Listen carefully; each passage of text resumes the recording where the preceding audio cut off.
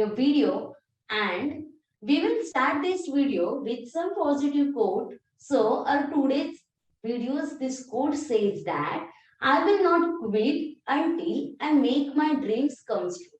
So yes, on every day now you have started, you are going to start a new dream. You have started for Tissnet preparation, and for this one you must have to tell yourself that I'm not going to quit until I make my dream true. And yes, definitely, if you are dreaming, which means you have achieved few percentage, you have achieved 10 percentage, and now only remaining 90% is remains. So you are on the path of the your dream journey. So welcome to this video, and we are here in this video today. You will understood the 5 ways, that means how to crack the Tissnet quant in the 5 steps. So which are those 5 steps we have to understand here, and definitely after this video you will get the confidence that yes, I can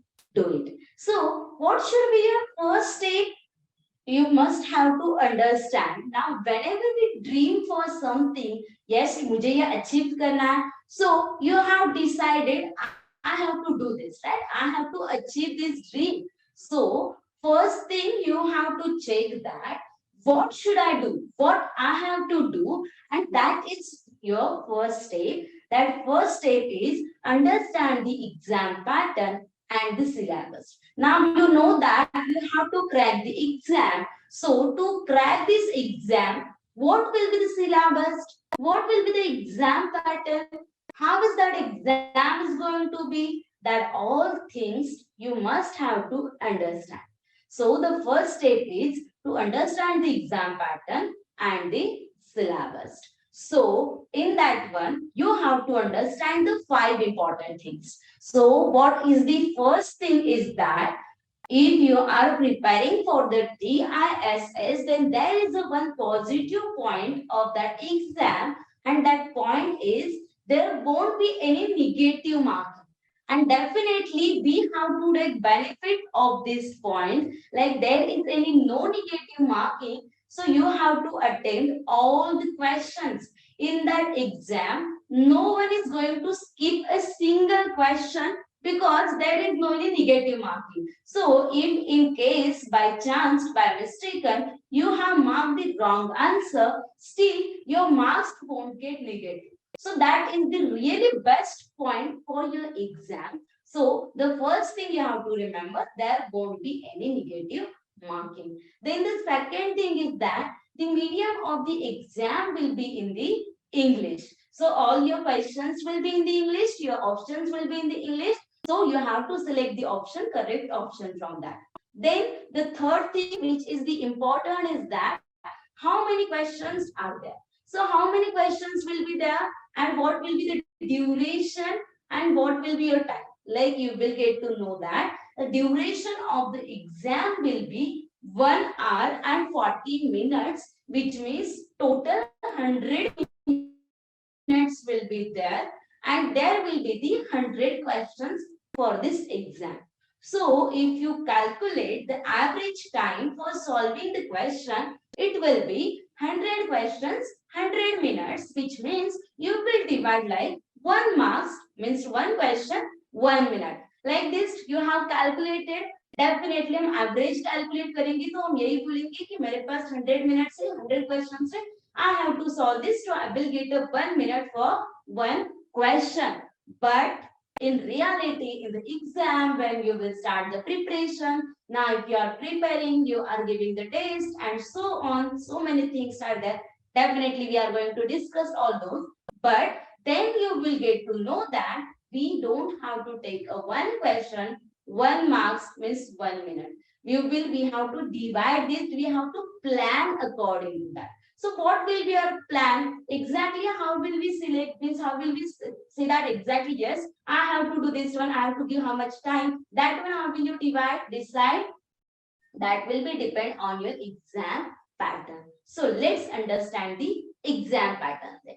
First, I will explain the exam pattern and then you will get to know that what will be a time planning according to the pattern. So, you will get 30 questions from the English, then 30 questions from the maths, means quantitative, aptitude and logical reasoning, and 40 questions will be from the general awareness. So, for 30 marks is for the English, 30 marks for the quant, and 40 marks for the GA, out of which there is no any sectional cutoff for your maths and for your English. But yes, for the GA, means general awareness, there is the cutoff for the general category and for the OBC category. Out of 40 marks, 14 is for the general and 12 is for the OBC. So now you will see that, ma'am, by looking at this pattern, how will I get to know that exactly how much time I have to give for which question? Let's listen here. How we will plan here now. So what we know that अगर आप GK के questions देखते हो, we know that we don't require 40 minutes to solve 40 questions. क्या GK के लिए सच में आपको 40 minutes लगेंगे? That are completely theoretical question. So you don't require those 40 minutes. Similarly, same for English also. You don't require 30 minutes to solve 30 questions. So we will divide like English plus GA. Total there are 40 plus 30, 70 questions. And we have to cover those 70 questions within a 40 minutes. I'm giving you a 40 minutes. Actually, 70 questions, 35 minutes is decided for the competitive exam. But we are not going for too much tough. So we are deciding here 70 questions के लिए 40 minutes दे दिए. Now what is remaining? 30 questions of the quant and you will have the 60 minutes for that.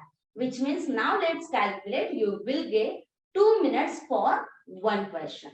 And this is how we have to plan for the time, because time is really important in the exam. You must have to cover all the questions within 100 minutes. So this is the best solution for you and definitely it will help you. And you have to utilize, you have to definitely, means whenever you will solve the mock, you have to try like this. Yes, can I solve these 70 questions of GK and English within a 40 minutes? Then I will get the 60 minutes, so 30 questions. It will be easier for me. So you have to apply it first. So this is going to be your pattern. This is going to be your test planning, right? So this is what your first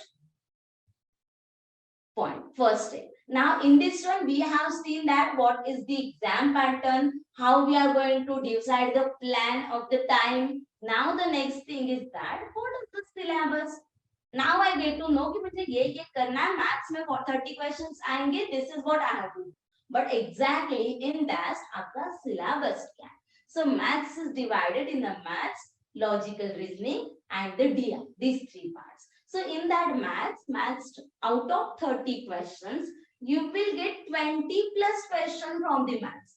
At least 20 plus. If you observe the previous year papers, definitely 20 plus questions will be from maths only, which will be divided in the arithmetic, in the modern maths, in the algebra, in the geometry, number system, statistics. There will be one question of statistics also. So this is how 20 plus questions will be divided in the maths only. So this will be your topics. You can see on the screen and even you can take the screenshot also, and you have to prepare all these topics for 20 plus marks. So this will be your math syllabus. After that, as I said, second part is of the logical reasoning. So in that logical reasoning, there are only few topics, and again we are expecting only 3 to 4 questions, maths to maths from the LR. Even you can see there are only 1 to 2 questions in the previous paper. So these are the topics. In that one also, mostly there are the number series, then the clock, calendar, direction, blood relation. These are the most common topics of the LR. If they ask the question from the LR, topic will be this one only. So you have to prepare all these topics. Now you will think that, ma'am, LR is only for 2 to 3 marks you are saying, or max to max 4 marks. Then can we skip the LR? Definitely no. Okay, surely it's no. Why? Because LR is really easier one. LR means you will. It is for the time saving. You won't require more time to solve this LR question, and it will be your short marks. Like what I said, and ये तो मुझे आना है like this. So LR is really the easier one. So we can't afford to skip because we have already only 30 questions. Out of that, if you are skipping 3 marks, then we are skipping a dream, we can say. So you don't have to skip the LR. You must have to prepare all these topics of the LR for 3 to 4 marks, and then there will be the DI. Now the DI is definitely going to be quite difficult. Actually, we won't say the difficult. It is quite of medium level. In that DI, there are the 4 types. One can be the line graph, then there can be the bar graph, then pie chart, and the tables. Mostly questions are from the tables, or they can ask you from the bar graph, line graph. We can't say only from the table. So from this DI, you can expect 6 to 7 questions from the DI. Means if there are the LRs 3 questions, 7 questions will be from the DI. If there are 4 questions of LR, then there will be the 6 question of DI. Means it is not exactly decided. Might be in the maths, it will be a 20 plus, that means 21, 22. So it will be divided like this. But from the DI, at least 4 to 5 marks, minimum 5 marks will be definitely there. Okay, 4 to 5. So you must have to prepare for the DI. Now for the DI, do we require to solve any more? Do we require to practice something more? No, actually, because in the DI, whatever topics we require to solve the questions of DI, that we have already done in the maths. So you don't require anything extra, but you have to practice of the DI. So this is all the total syllabus of your maths, and you can say that quantitative aptitude. So this is your first step.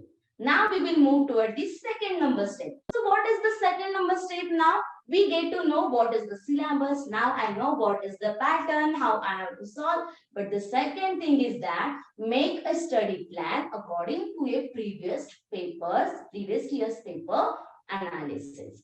So whenever you have started, like I know that now I have to start the preparation for the test. So after going through the syllabus, my next responsibility is that to go through the previous year paper. You have to analyze all those papers, like in which topic they have asked. Means from this, okay, maths. In this maths, they have asked this question from the number system. Okay, in this year, they have asked 2 questions from the SYLLABUS, or they haven't asked the question from the clock for the last year. Like this, what you have to explain. You have to, sorry, not explain. You have to understand that what is the exactly pattern, what pattern are they following, what is the difficulty level of the question. Is it increasing? If it is increasing, then by exactly what are they doing? What are the changes in that paper? So you have to analyze all those things so that you must have to go through. I won't say that you have to solve all the papers. Obviously, if you are at the starting stage, it is not possible to solve all the questions on the initial stage only. So you just have to go through the previous year paper. You have to analyze topic wise, which topic, what is the weightage, what are the exactly changes, what I said. That is what you have to go through the previous year papers. You have to analyze that. That is really the most important step. Then in that one, once you get the previous year paper, now there are some priority bundles of the maths. Means this syllabus has been divided for you in the bundle wise. Like here you will get what exactly is happening. Let's see, I have divided the math syllabus in the 7 bundles. Now this is how I have divided. First thing, like if I take the bundle 1, we are covering all the basic topics only. Means I know that for these basic topics, at least I recommend for the Tissnet, at least I require this much basic things. These are the basic things which I should know. So we are preparing for this one first. After that, we will increase the level, and not only as per the level, means it is depend on the difficulty level, or you can say that exactly basic things first, then you will go slowly, and like a number system or the or advanced maths, I will solve at the last, because I know that their weightage is also not too much. That means we have divided on the base of weightages, level of difficulty, and on the base of weightage. These are the bundles. You have to practice based on these bundles. Definitely it is going to help you. So solve bundle wise, like a first bundle I will complete it. Then I will go for the second one, then third one. It will help you. I have divided the syllabus, means you will think like, okay, I have divided the syllabus and now I will complete a one bundle. Like this, after completion of the 7 bundles, you will think like, oh, syllabus is only this much. So definitely you will feel like this. So for this, those are the bundles. Then these are the bundles of the maths. Then on the next one, we will see the bundles of the LR, that is the logical reasoning. So for this logical reasoning, you can see there are only 3 bundles and you have to complete these 3 bundles, means this topics bundle wise. And after that, your whole LR will get completed. Similarly, there is for the DI. Now for the DI, we know that there are only 4 things. So we have to do the all those 4 that means all those like a line graph, bar graph, pie chart and table. You don't have any option for this, you can't skip it, so you must have to do this DI. So this is what your total priority bundles for the syllabus. After that, now we will go for the third step. What is the third step now? Now I know what is the syllabus. I know what is the pattern. I know that how I'm going to divide the syllabus, how I'm going to prepare. But exactly what I have to do means I know this bundle now. So you have to practice topic wise test as much as possible. Now you will think that, ma'am, you're not saying directly to solve the questions. You are saying the topic wise test. Why test? Are you getting any hint? Why test? Because in the exam, we have the time limits. If you are only practicing without any time limit, it is completely useless because we have to solve within a time. And for that one, you must have the practice. That's why you have to practice the topic text wise. Means yes, in these 10 minutes, I will solve the 10 questions like this. I will solve only 10 questions of this topic, but I will not take more than 10 minutes to this. This is how you have to strictly tell yourself, and you have to do the practice, more and more practice. What is possible? Practice is really the most important thing, but you have to do the topic wise test. So whatever possible number of tests you can give, please attempt the test. It is definitely going to help to increase your speed, to reduce your time, and yes, to understand the question. Whenever you will solve more and more questions, definitely slowly you will understand the question. You will understand the language of the question. Because in the maths, it happens most of the time we are not able to understand the question itself. So only the practice is the thing, practice is the option for this, which is the solution which we can do. So you have to practice more and more taste wise. So this is going to be your third step. Now, next is what? Next is the step number 4. Now I know that I am doing the topic wise, right? You have done the topic wise number of tests you have given, you have practiced more and more. So the 4 number step is that do the regular revision, because you are practicing, you are solving. Means what will you do? I have done this one topic, now I will go for this. Means I won't go 1 month, 2 months, I'm not looking for that topic. It should not. You have to do the regular revision. You have to do the regular different type of the questions. You have to solve 1 question, 2 questions, minimum 20, 50 questions, 20 to 30 questions you have to solve daily on this each topic. Like yes, today I have taken this topic, so I will solve 30 to 40 questions, 20 to 30 questions, whatever is possible. At the starting stage, I know it will get difficult, but when you will have the more practice, definitely you will increase from 20 to 30 to 40 to 50, and whatever number of questions, if you are solving more, you are practicing more, it is going to help you more. So the regular revision is the most important thing. Without revision, definitely it is going to be difficult. So if you want that, if you want a smooth journey, you must have to do the regular revision. So now the step number 5, and 5 number step says that attempt the mock test regularly and analyze them. Means what happens? I have seen so many students that, ma'am, I have given this first test. I'm giving the mock test on regular basis. I have given 15 mock tests, 20 mock tests, 25 mock tests. I have seen so many students like this. But what you do exactly after the mock test? Like I am giving this, okay, I have taken this mock test. Now I'm starting it now, and now it has been ended. Is it okay? No. Obviously, attempt the mock test is the important, but if it is a 50% important, then 50% is next. Remaining 50% is that analyze those mock tests. Means Means whatever, whether I have to check, am I able to solve this complete mock test within a time? Yes or no? That is what you have to see. Then the second thing is that in which topic I am facing the problem. Exactly means this question I haven't solved. Okay, so I'm facing the problem in this topic. I have to revise more. I have to practice on this topic more. So which topics are there? You have to analyze your difficulties where you are getting the problem, where exactly you are facing the difficulties. Then you have to see like that. Okay, I have solved this question, but how much time I am taking for this question? Is there any possibility, like suppose I am spending a 2 minute on a question, on this question? So we can, is it possible that I can solve this question within a 1.5 minute or within a 1 minute? That is what you have to analyze. This is the most important thing. Otherwise, आप बस mock test दे रहे हो, analyze नहीं कर रहे हो, completely waste. So analyze of the mock test is the most important thing, that how much time I'm taking. Exactly, am I able to solve all the paper?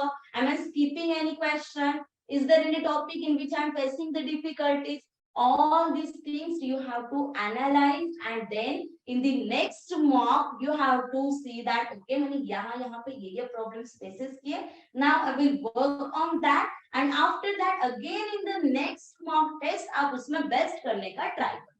This is what you have to do, and in every mock you will understand. If you are analyzing again and again, then you will see that आपका हर एक mock में score increase होते जाएगा. Your score will get increased, and definitely as your score will increase, your confidence will also increase. आपका score increase होगा, आपका speed increase हो जाएगा, आपका जो time लग रहा है, you will reduce your time for the single question. All this happens, all these things will definitely happen after practicing, after giving the mock test, and after analyzing the mock test. So these are the most important 5 steps if you have to crack the Tissnet quant section exam. So I hope you have liked this video. Your all doubts has been cleared by this video, and this is really helpful for you. And if you feel that it's really helpful for you, then don't forget to share with your friends also. And that's all. Thank you so much for watching this video, and definitely we will meet again in the next part. So that's all. Thank you. Bye bye. Take care and stay safe.